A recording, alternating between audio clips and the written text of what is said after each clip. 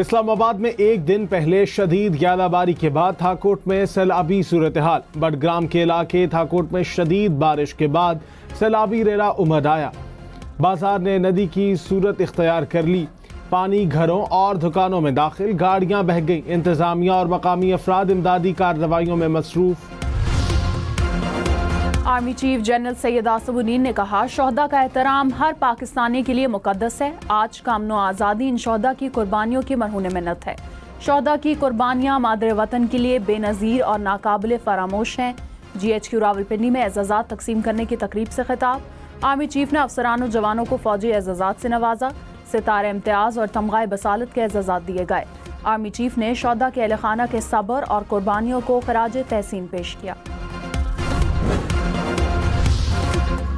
Justice Jamal बंदोखेल ने कहा, सवाल इतना है कि फौजी अदालतों को अदालतें कहा जा सकता है या नहीं। अगर अदालत कहा जा सकता है तो दोबारा आर्टिकल 175 पढ़ें।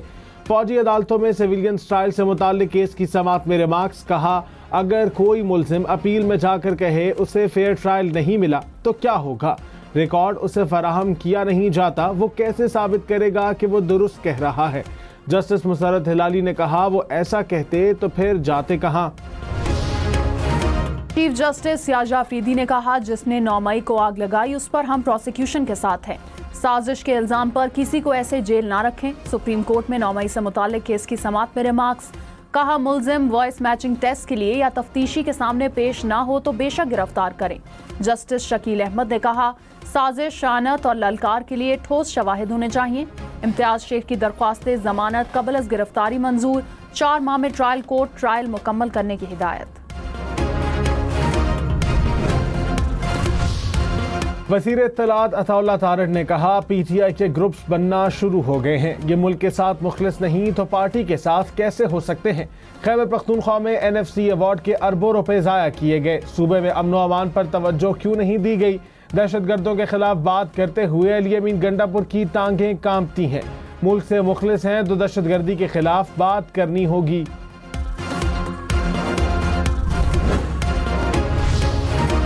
ईरान में शहीद 8 पाकिस्तानी मजदूरों की नमाज जनाजा आबाई इलाकों में अदा। मैयत खुसूसी तैयारे के जरिए पाकिस्तान लाई गई। भावलपुर एयरपोर्ट पर मुंतजमीन ने मैयत लवाहिकीन के हवाले की। मैयतों को एम्बुलेंसेस के जरिए आबाई इलाकों को रवाना किया गया।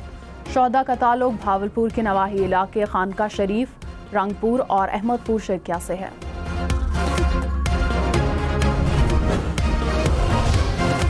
वज़ीर ख़ारजा इसहाक़ डार को ईरान के वज़ीर ख़ारजा का फ़ोन। 8 पाकिस्तानियों के कत्ल के मुजरिमों को इंसाफ के कटहरे में लाने की यकीन दहानी करा दी। तर्जुमान दफ्तर ख़ारजा के मुताबिक ईरानी वज़ीर ख़ारजा ने नायब वज़ीर आज़म को ओमान में ईरान और अमरीका के दरमियान होने वाली बातचीत से भी आगाह किया।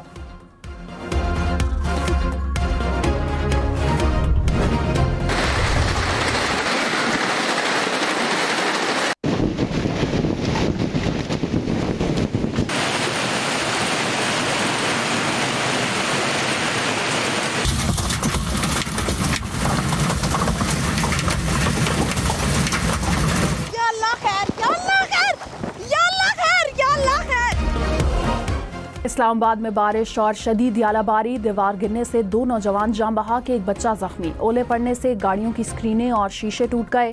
सड़कें बर्फ से ढक गईं, गाड़ियां फंस गईं। शहरी धक्के लगाते रहे। ट्रैफिक सिग्नल्स भी यालाबारी की जद में आ गए। यालाबारी से इमारतों और घरों की खिड़कियां भी टूट गईं। छतों पर लगे सोलर पैनल भी महफूज न रहे। दरख्तों की टहनियां टूट गईं। पार्लियामेंट हाउस के सामने सड़क तालाब बनी रही। ट्रैफिक की रवानी मुतासर रही। रावलपिंडी में भी बादल जमकर बरसे। डिप्टी डायरेक्टर महकमा मौसमियात ने कहा, इस्लामाबाद में तूफानी बारिश की पेशगोई पहले ही की जा चुकी थी।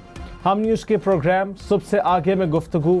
कहा, टेम्परेचर कंट्रास्ट की वजह से ओले का साइज बड़ा हुआ। मारगला के करीबी इलाकों में ओलों का साइज बड़ा था।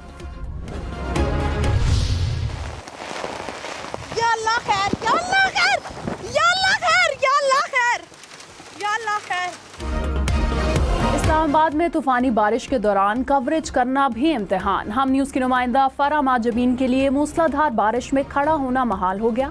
तेज हवा के बायस छतरी भी टूट गई।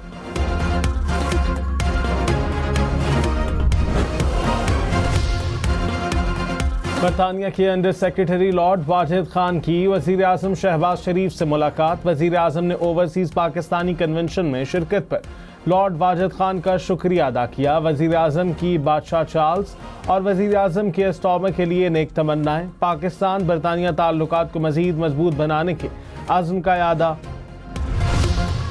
हंगरी के वजीर खारजा और तजारत ने कहा, पाकिस्तान के साथ ताल्लुकात को अहमियत देते हैं। पाकिस्तान और हंगरी के ताल्लुकात कई बरसों पर मुहित हैं। इस्लामाबाद में पाक हंगरी बिजनेस फोरम से खिताब। कहा, यूरोपीय यूनियन में पाकिस्तान की GSP+ स्टेटस की मुकम्मल हामी है। हंगरी के वजीर खारजा की दफ्तर खारजा आमद। वजीर खारजा इसाक डार ने इस्तकबाल किया।